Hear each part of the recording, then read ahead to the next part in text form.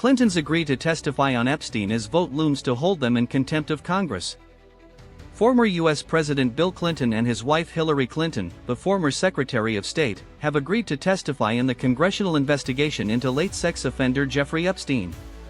It comes days before a vote on whether to hold the couple in criminal contempt for refusing to appear before the House Oversight Committee after a months-long standoff. Bill Clinton was acquainted with Epstein, who died in prison in 2019, but has denied knowledge of his sex offending and says he cut off contact 2 decades ago. It's unclear when the depositions will take place, but it will be the first time a former U.S. president has testified to a congressional panel since Gerald Ford did so in 1983. The House Oversight Committee, led by Republicans, approved the measure to hold the Clintons in contempt late last month, with the support of several Democrats.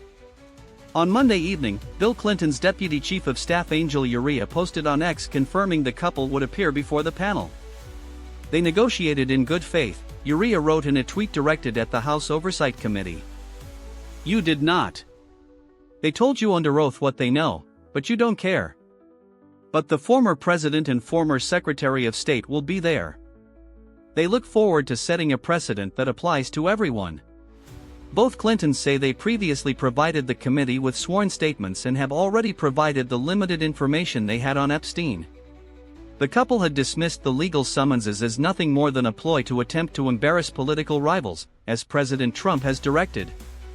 Bill Clinton has never been accused of wrongdoing by survivors of Epstein's abuse, and has denied knowledge of his sex offending.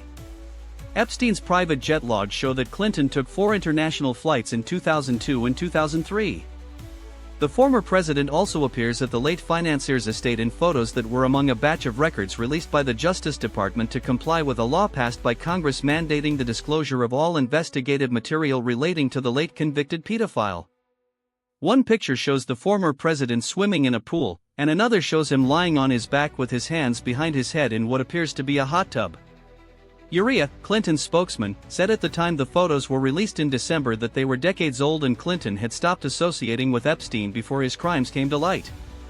The Clintons wrote a letter to House Oversight Committee Chairman James Comer last month criticizing his handling of the Epstein investigation. "The decisions you have made, and the priorities you have set as chairman regarding the Epstein investigation, have prevented progress in discovering the facts about the government's role," the letter said. They added, "There is no plausible explanation for what you are doing other than partisan politics." Comer previously noted the subpoenas to the Clintons were approved in a bipartisan vote and said noon is above the law. "We communicated with President Clinton's legal team for months now, giving them opportunity after opportunity to come in, to give us a day, and they continue to delay, said the Kentucky Republican. The judge said the Department of Homeland Security Secretary did not have facts or law on her side. The former Duchess contacted the disgraced financier for business advice weeks before his release, disclosed documents appear to show. Gary O'Donoghue looks at why no prosecutions have yet come from the release of millions of documents. Sarah's Trust announced it was shutting for the foreseeable future after some months of discussion. She didn't go willingly, the Arizona sheriff said of 84-year-old Nancy Guthrie, who was last seen on Saturday. Copyright 2026 BBC. The BBC is not responsible for the content of external sites.